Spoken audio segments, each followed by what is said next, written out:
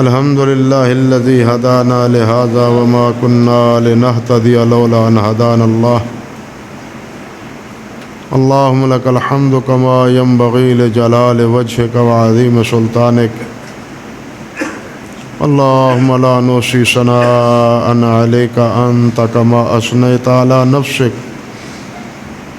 رضينا بالله ربا وبالإسلام دينا وبمحمد نبيا صلى الله عليه وسلم. وأشهد أن لا إله إلا الله وحده لا شريك له وأشهد أن محمدا عبده ورسوله.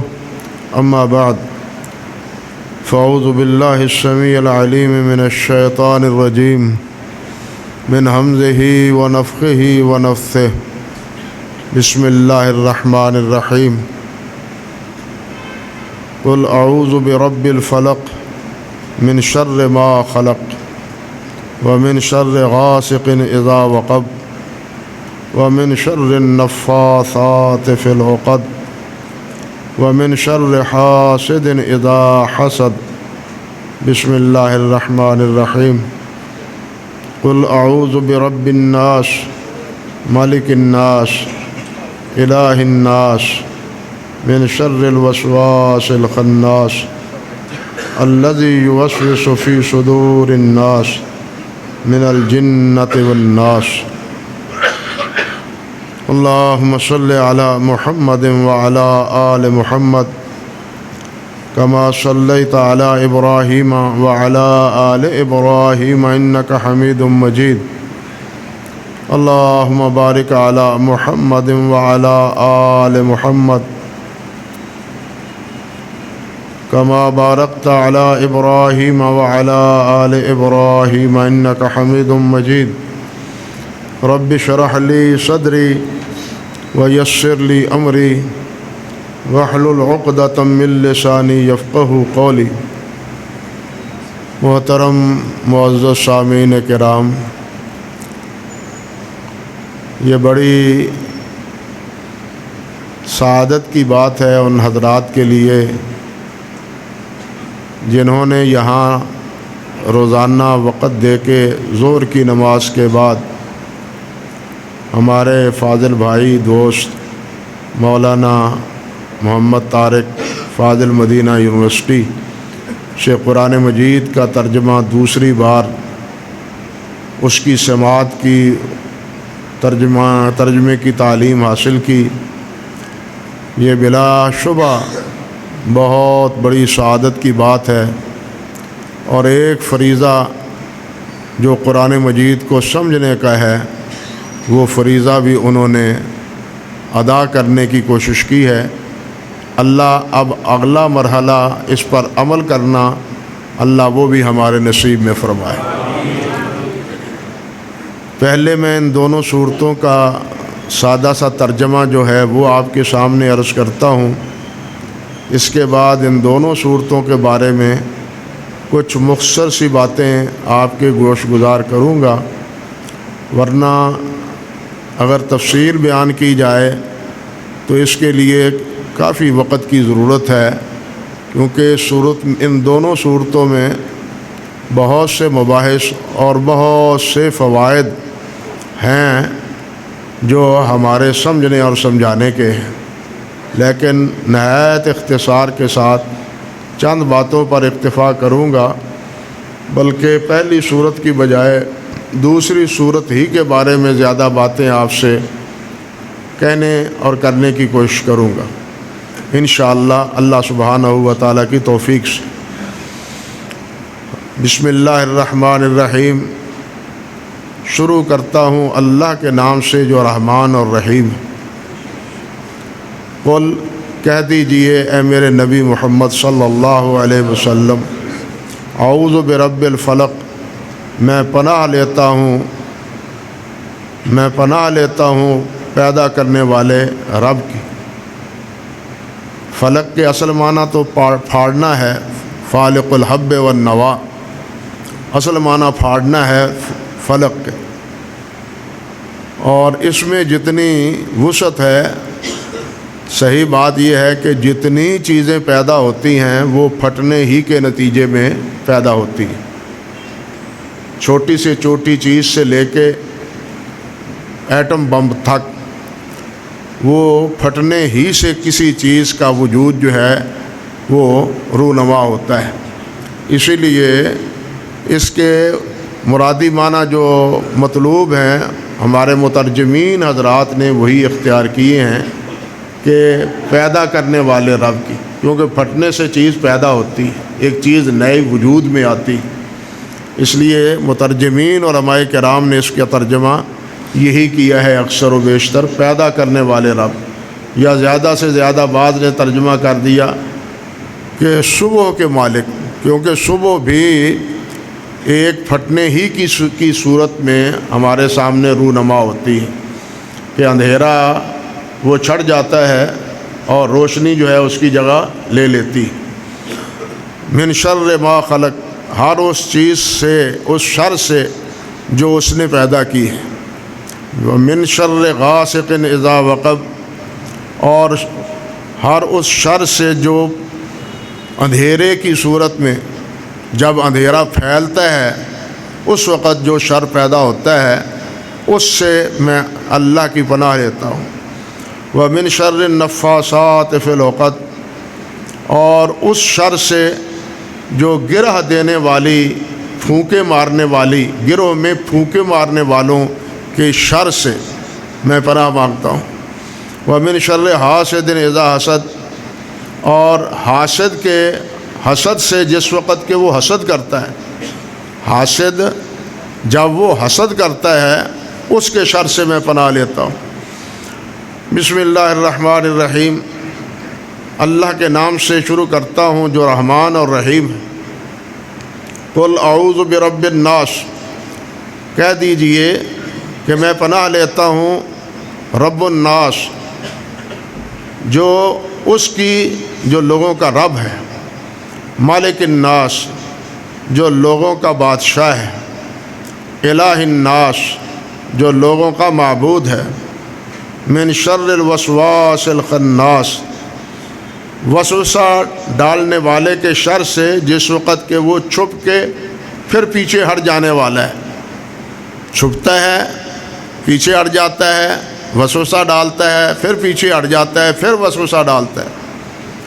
الذی یوسوس فی صدور الناس، وہ جو لوگوں کے سینوں میں، لوگوں کے دلوں میں وسوسے ڈالتا ہے، من الجنۃ والناس، جنوں میں سے اور لوگوں میں سے۔ یہ ہے سادہ سا ترجمہ ان دونوں صورتوں۔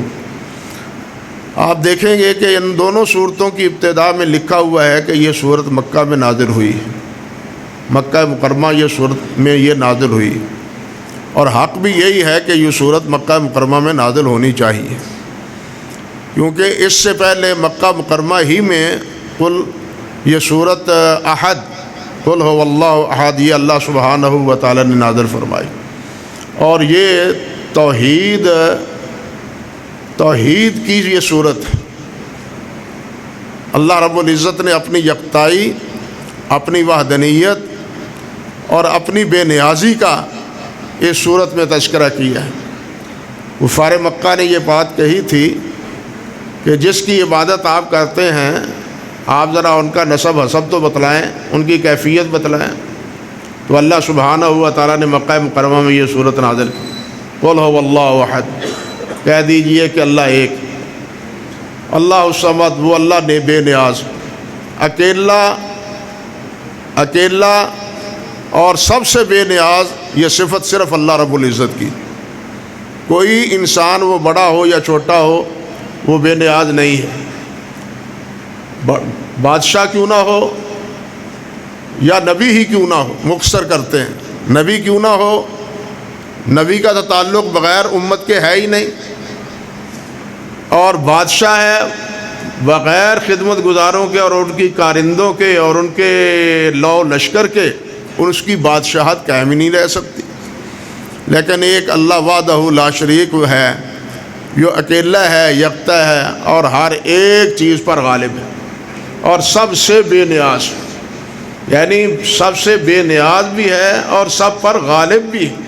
اللہ الصمد لم یلد ولم یولد ولم یکن لہ کفوا احد، اور اس جیسا اور کوئی ہے بھی نہیں، وہ اکیلا ہے۔ اللہ اکبر کبیر۔ یہ ہے صورت۔ اب توحید کے بارے میں سب سے زیادہ رخنہ اندازی کرنے والا وہ شیطان ہے۔ توحید کے بارے میں دلوں میں شکوک و شبہات ڈالنے والا وہ سب سے بڑا کون ہے؟ وہ شیطان ہے۔ اب شیطان سے پناہ لینا یہ کون دے سکتا ہے پناہ؟ یہ اللہ دے سکتا ہے۔ شیطان تو ہمیں نظر نہیں آتا، نہ کسی نے دیکھا ہے، لیکن وہ انسان کا دشمن ہے، ایسا بڑا دشمن ہے کہ وہ نہ نظر آتے ہوئے اللہ رب العزت کے سامنے قسم اٹھا کے کہتا ہے کہ میں ان کو گمراہ کروں گا۔ وَبِعِزَّتِكَ لَأُغْوِيَنَّهُمْ أَجْمَعِينَ، تیری عزت کی قسم میں ان سب کو گمراہ کروں گا۔ یعنی اتنی جرت کا اس نے مظاہرہ کیا کہ بنی نوع انسان کی گمراہی کا اس نے یوں سمجھ لیجئے کہ منصب سنبھالا ہوا ہے، اور اس کا اقرار اظہار اس نے اللہ رب العزت کے سامنے کیا ہے۔ اللہ اکبر کبیر۔ اس لیے اس شیطان سے بچنا جو ہمیں نظر نہیں آتا، اور وہ اللہ کی توحید، اللہ کے نبی کی رسالت، قیامت کے بارے میں جو عقیدہ ہے قرآن مجید نے ہمیں بتلایا، اس کے بارے میں جو وسوسے ڈالتا ہے اس سے محفوظ رہنا، یہ ایمان کی حفاظت کا لازمہ ہے۔ یہ ایمان کی حفاظت کے لیے ضروری ہے کہ ان تینوں عقیدوں کی حفاظت کی جائے۔ یہ تین عقیدے وہ ہیں جو تمام انبیاء کرام علیہم السلام کی دعوت کا مرکزی موضوع رہا ہے: توحید، رسالت اور قیامت۔ اور ان تینوں کے بارے میں وسوسے ڈالتا ہے شیطان، ان تینوں کے بارے میں توحید کے بارے میں بھی، رسالت کے بارے میں بھی، اور قیامت کے بارے میں کیا کیا وسوسے ڈالتا ہے۔ قرآن مجید میں اس کی تفصیلات موجود ہیں، ساری تفصیلات بیان نہیں کی جا سکتی۔ اب ایسے غیر مرئی وجود سے بچنے کا ذریعہ کیا ہے؟ وہ ذریعہ یہی ہے کہ یہ شیطان بہرحال مخلوق تو کس کی ہے؟ اللہ کی مخلوق ہے نا، ہر چیز اللہ تعالیٰ نے پیدا کی ہے۔ تو اس اللہ کی اس مخلوق سے بچنے کا ذریعہ بھی کون ہے؟ جو اس کا خالق ہے، جو اس کا خالق ہے۔ اس لیے ان دونوں صورتوں میں اللہ سبحانہ و تعالیٰ نے یعنی حکم دیا ہے اپنے پیارے پیغمبر صلی اللہ علیہ وسلم کو کہ ان کلمات سے تم اللہ کی پناہ طلب کیا کرو۔ دیکھیے، ایک ہے استعاذہ، ایک ہے مستعاذ بہی، ایک ہے مستعاذ منہ، ایک ہے استعاذہ پناہ طلب کرنا، ایک ہے مستعاذ بہی جس کی پناہ لی جائے، ایک ہے مستعاذ منہ جس سے پناہ لی جائے۔ استعاذہ کے معنی تو ہے پناہ طلب کرنا، اور مستعاذ بہی جس کی پناہ لینا، وہ کون ہے؟ وہ اللہ ہے۔ وہ کون ہے؟ وہ اللہ ہے۔ یہاں پھر شیطان نے وسوسے ڈالے ہیں۔ وہ کہتا ہے، شیطان کہتا ہے کہ اس ایریے میں یہاں کی حکومت، یہاں کی سلطنت، اس ایریے کے اختیارات وہ اللہ ذوالجلال نے فلاں کو دے رکھے، فلاں کو دے رکھے۔ یہ شیطان کا وسوسہ ہے۔ اور یہی وجہ ہے کہ مشرکین مکہ جب کسی جگہ پڑاؤ ڈالتے تھے تو رات کو یہ دعا پڑھتے تھے، یہ دعا کہتے تھے کہ استعیذ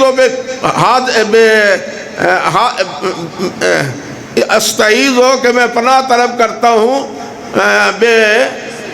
بقوت حاضر وادی۔ اس قسم کے لفظ ہیں کہ اس وادی کا جو مالک، جو اس وادی کا مالک ہے، جو اس وادی کا جس کو اختیار اللہ نے دے رکھا ہے، میں اس کی پناہ لیتا ہوں۔ استعیذ بسید حاضر وادی، استعیذ بسید حاضر وادی، اس وادی کا جو سردار ہے اس کی پناہ لیتا ہوں۔ حالانکہ سردار کون ہے؟ وہ اللہ تعالیٰ ہے۔ سید کون ہے؟ وہ اللہ رب العزت ہے۔ ہمارے ہاں بھی یہ بھیڑ چال بنی ہوئی ہے، بالخصوص دریاؤں کی طرف جب دریاؤں کو کراس کریں، اب تو پاکستان کے دریا ہی خشک ہو گئے ہیں، کیا کریں؟ دریاؤں پر سفر کیا جاتا ہے تو دریاؤں میں پیسے ڈالنے والے پیسے ڈالتے ہیں۔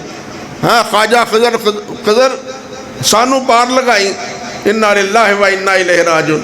اور ہمارے ہاں بھی یہ معروف ہے، میری کشتی پار لگا دے، یہ شعر اشعار بھی ہمارے ہاں پائے جاتے ہیں۔ بھائی کشتیوں کا پار لگانا یا انسان کو اپنی منزل مقصود تک پہنچانا، یہ سب کس کے اختیار میں ہے؟ اللہ وحدہ لا شریک کے اختیار میں۔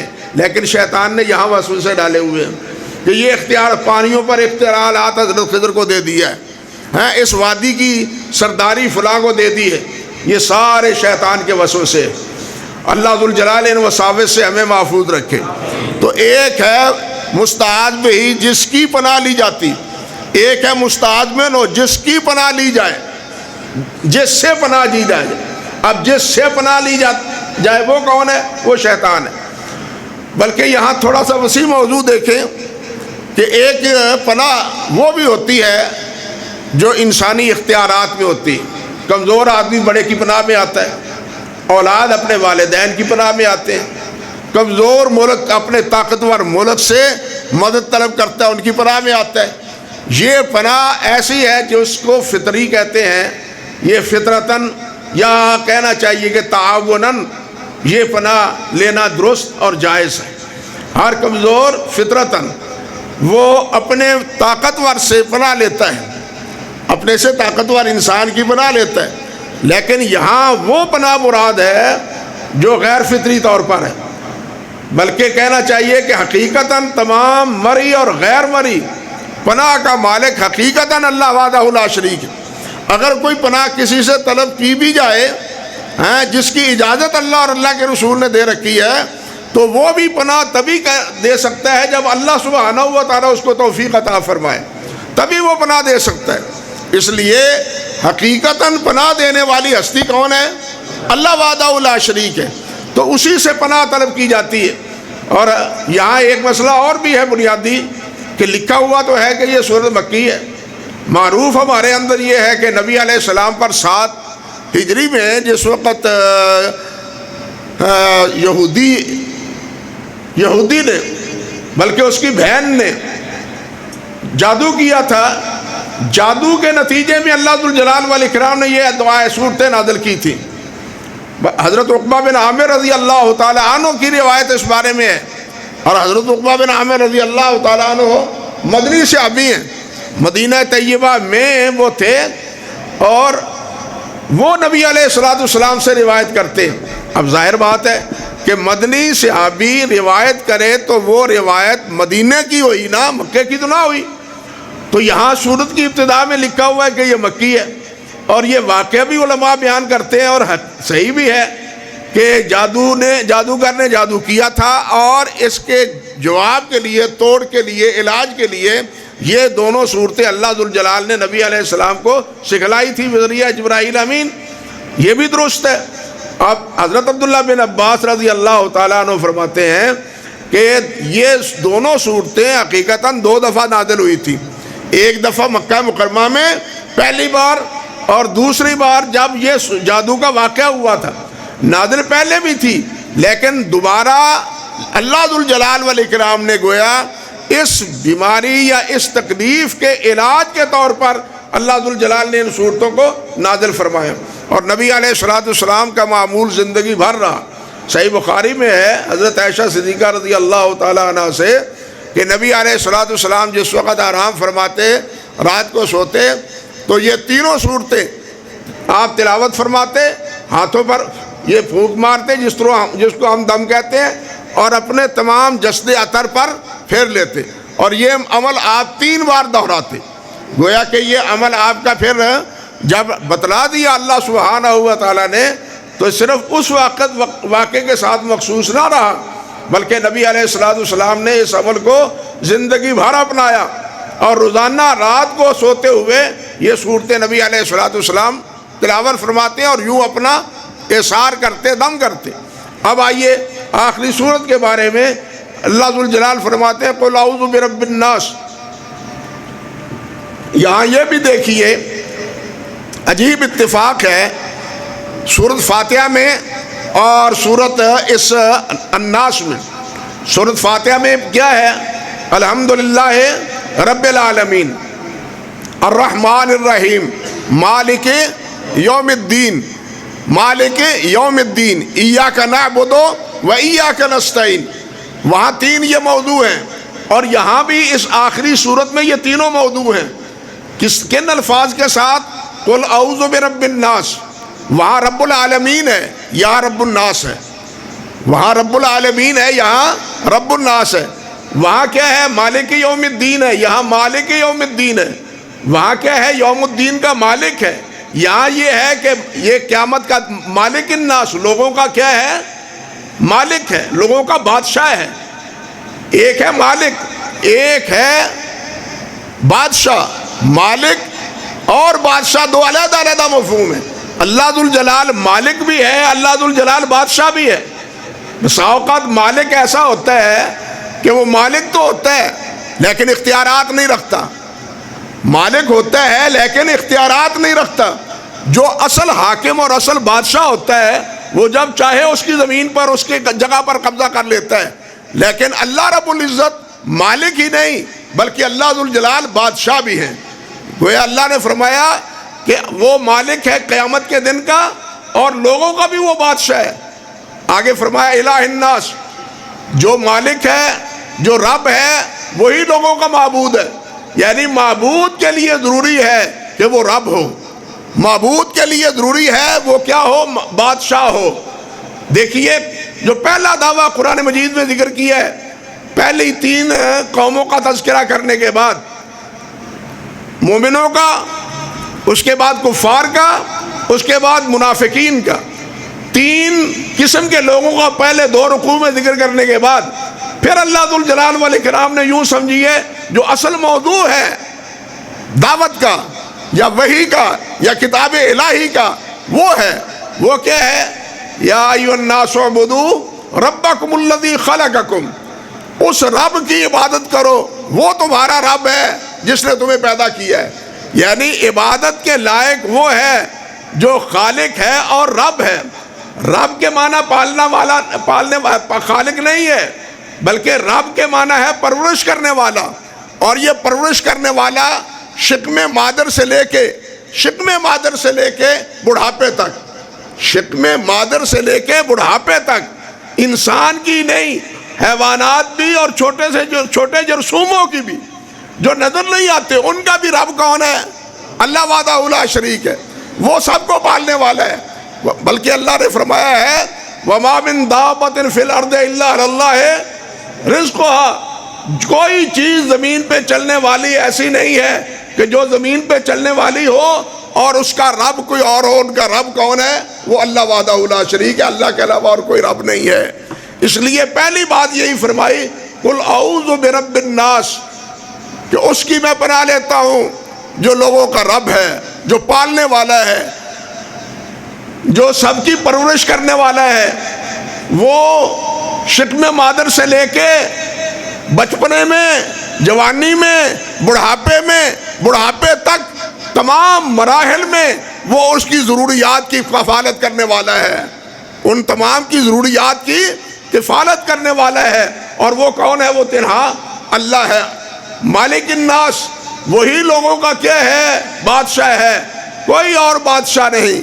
لوگوں میں حکم دینے والا، جو چاہے حکم دے۔ اللہ ہمارے بارے میں جو چاہے حکم دے، بلکہ زمین و آسمان کے بارے میں جو چاہے حکم دے۔ کیوں؟ وہ مالک بادشاہ ہے، بادشاہ جو چاہے حکم دے، وہ مالک ہے جو چاہے حکم عطا فرمائے۔ اس لیے ہماری پابندی یہ ہے کہ ہم اس حکم کی تابعداری کریں۔ اللہ رب العزت وہ اپنے بادشاہت ہونے کی وجہ سے جو چاہتے ہیں حکم صادر فرماتے ہیں، اور جس کی یہ صفتیں ہیں وہی الہ الناس، لوگوں کا معبود، عبادت جس کی جا سکتی ہے، وہ کون ہے؟ وہ اللہ ہے جو بادشاہ ہے اور جو رب ہے۔ اللہ اکبر۔ یہ صفتیں بیان کرنے کے بعد پھر فرمایا من شر الوسواس الخناس۔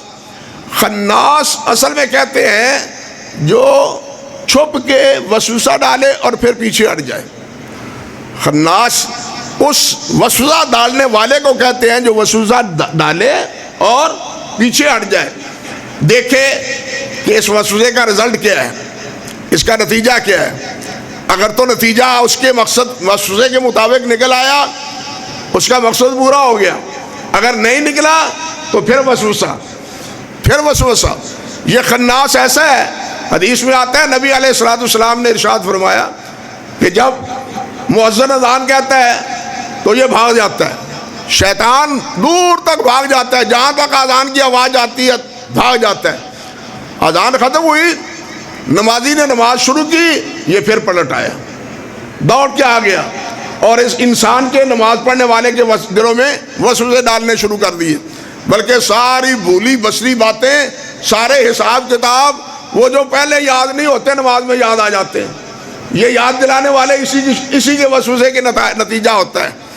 اور اسی طرح نماز ہی نہیں، نماز کے علاوہ بھی، نماز سے خارج اوقات میں بھی، حتیٰ کہ ایک مرحلے پر نبی علیہ الصلوۃ والسلام نے ارشاد فرمایا، مختصر کرتا ہوں، آپ نے ارشاد فرمایا کہ ان الشیطان یجری من الانسان کمجری الدم، کہ انسان کے دل میں شیطان اس طرح اثر پذیر ہے جس طرح کہ انسان کے جسم میں یہ خون ہے، یہ خون میں ہے نا، رگوں میں خون جاری ساری ہے، 1 منٹ میں یہ خون کتنی بار دل پمپ کر کے پورے دل میں خون کو سپلائی کرتا ہے۔ یہ دل 70 سے لے کے جناب 80 بار، لیکن انسان کو احساس ہوتا ہے؟ احساس نہیں ہوتا۔ دیکھیے کیسی مشین اللہ ذوالجلال والاکرام نے یہ بنا رکھی ہے، پیدا ہونے سے پہلے سانس آیا اور یہ مشین چل نکلی، اور آخر وقت تک یہ مشین جو ہے نا وہ ساتھ دیتی ہے، اور جب یہ مشین ختم ہو جاتی ہے انسان بھی ختم ہو جاتا ہے۔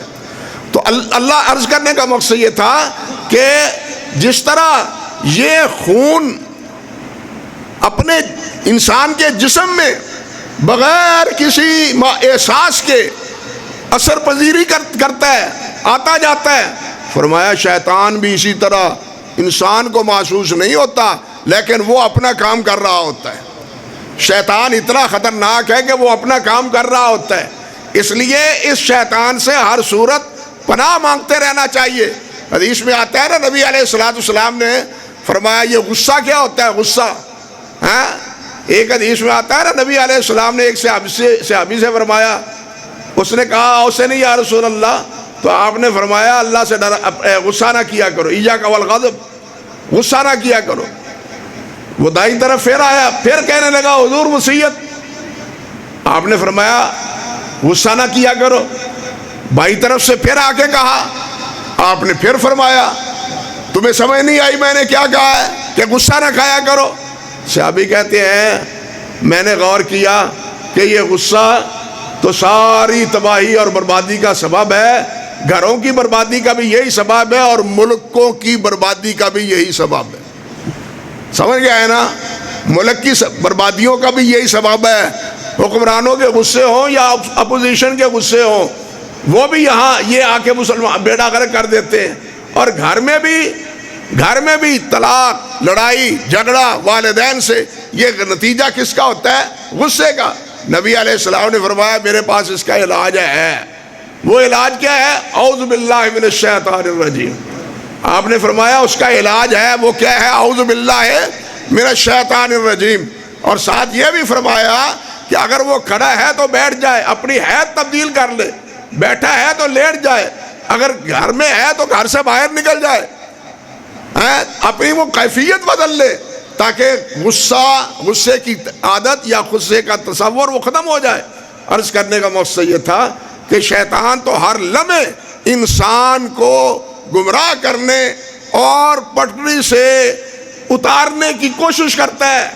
اس سے بچنے کا ایک واحد ذریعہ ہے کہ اللہ ذوالجلال والاکرام سے اس سے پناہ طلب کی جائے، اور وہ کہ من شر الوسواس الخناس الذی یوسوس فی صدور الناس، جو لوگوں کے دلوں میں وسوسے ڈالتا ہے، لوگوں کے دلوں میں وسوسے ڈالتا ہے، من الجنۃ والناس، اور وہ انسان ہی نہیں، جن ہی نہیں، شیطان ہی نہیں، بلکہ انسان بھی۔ اب دیکھیے شیطان نے سب سے پہلا وسوسہ کس کے دل میں ڈالا تھا؟ آدم علیہ السلام۔ اللہ نے فرمایا فوسوس لہ الشیطان، آدم علیہ السلام کے دل میں شیطان نے کیا ڈالا؟ وسوسہ، اور وسوسہ ڈالا آدم علیہ السلام اس وسوسے پر مطمئن ہو گئے، نتیجہ کیا نکلا؟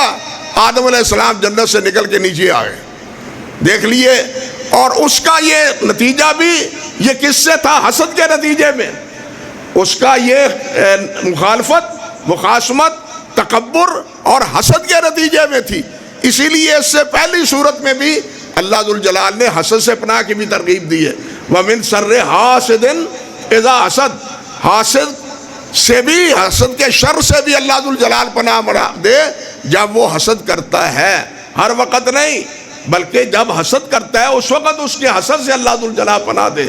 تو یہاں دوسری صورت کے اختتام میں کیا ہے کہ انسان اور جن دونوں سے حضرت ابو ذر رضی اللہ تعالی عنہ نماز سے فارغ ہوئے، نبی علیہ الصلوۃ والسلام نے ارشاد فرمایا کہ ابو ذر شیطان اور جن سے پناہ طلب کر لی ہے؟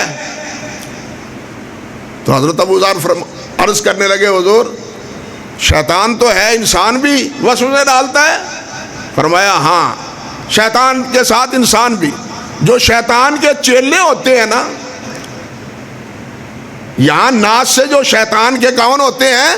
چیلے ہوتے ہیں، وہ وسوسے ڈالتے ہیں، وہ کانا پھوسی کرتے ہیں، وہ سبق دیتے ہیں کہ یہ ہے، یہ ہے، یہ ہے۔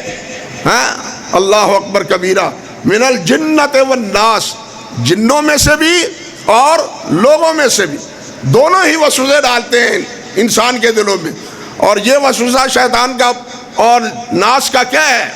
سب سے پہلا وسوسہ توحید کے مقابلے میں ہوتا ہے، توحید کے مقابلے میں شرک، نبی علیہ الصلوۃ والسلام کی اتباع کے مقابلے میں بدعات، اور تیسرا مرحلہ کیا ہوتا ہے؟ سنت کی بجائے بدعات، دوسرا مرحلہ سنت کی بجائے بدعات، اور تیسرا مرحلہ وہ کیا ہوتا ہے؟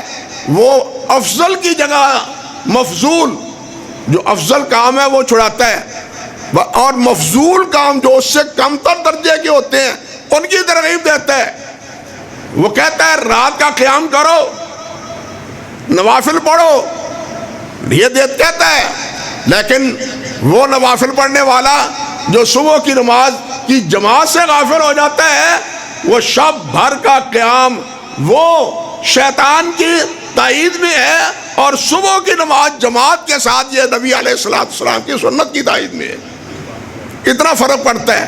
بلکہ حضرت شیخ عبدالحق جی محدث دہلوی رحمۃ اللہ علیہ اور حضرت مجدد علب ثانی رحمۃ اللہ علیہ، ان دونوں بزرگوں نے فرمایا ہے کہ دوپہر کے وقت ایک آدمی وہ ہے جو قیلولہ کرتا ہے، قیلولہ کرتا ہے اس نیت سے کہ میں صبح اٹھوں گا نوافل پڑھوں گا، کیونکہ نبی علیہ السلام قیلولہ کرتے تھے، یہ سنت کے مطابق ہے۔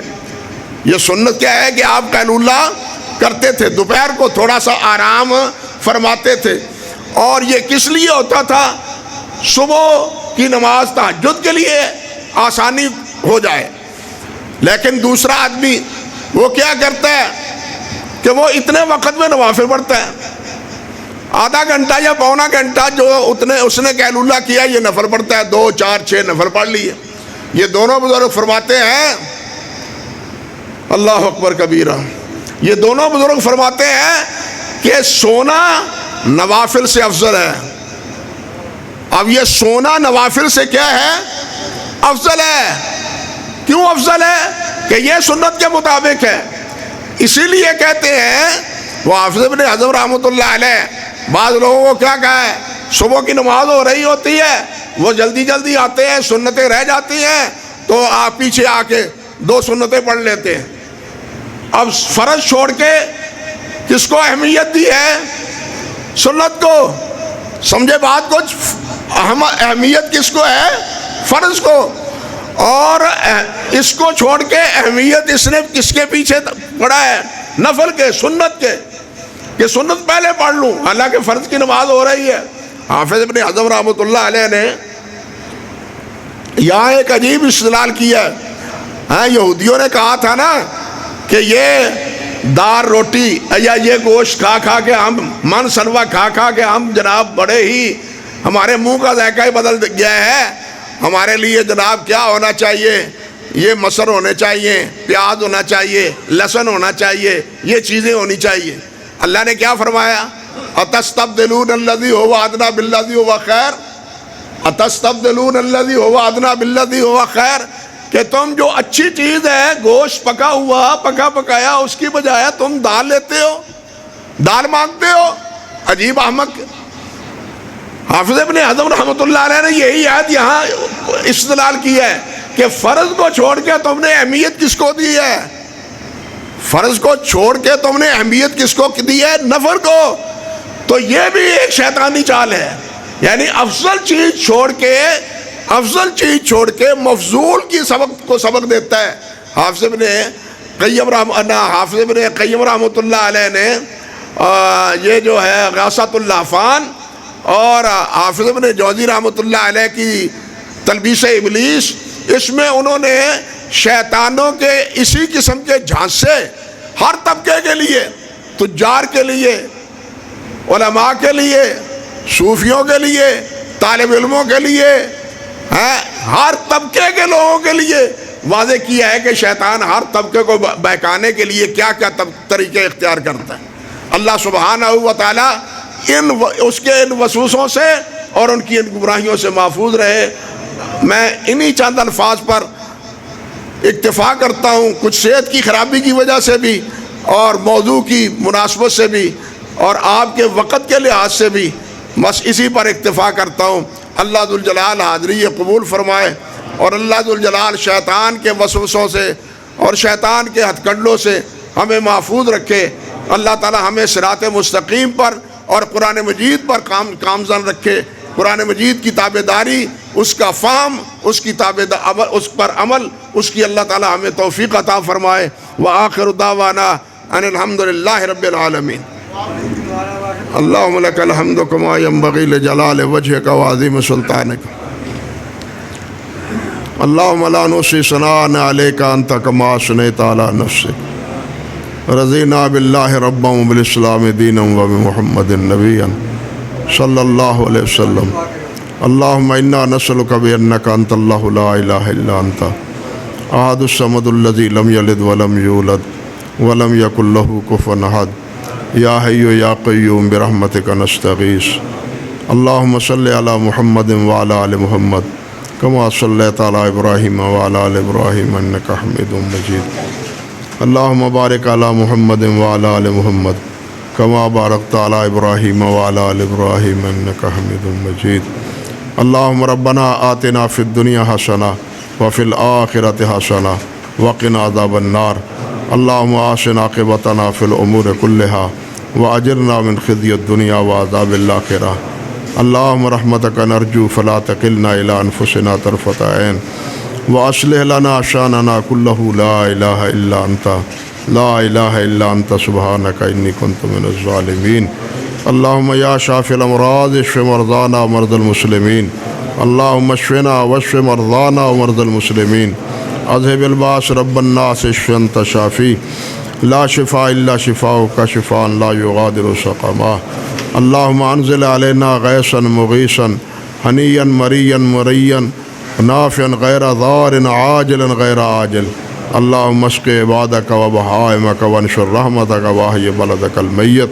اللہم ربنا ظلمنا انفسنا وإن لم تغفر لنا وترحمنا لنكونن من الخاسرین. اللہم ربنا هب لنا من ازواجنا وذریاتنا قرۃ اعین واجعلنا للمتقین اماما. اللہم الہمنا رشدنا واعذنا من شرور انفسنا. اللہم الہمنا رشدنا واعذنا من شرور انفسنا. اللہم وفقنا لما تحب وترضى وانت خیر الراحمین. ربنا آتنا فی الدنیا حسنہ وفی الآخرۃ حسنہ وقنا عذاب النار. ربنا تقبل دعاء انک انت السمیع العلیم وتب علینا انک انت التواب الرحیم. سبحان ربک رب العزۃ عما یصفون وسلام علی المرسلین والحمد للہ رب العالمین.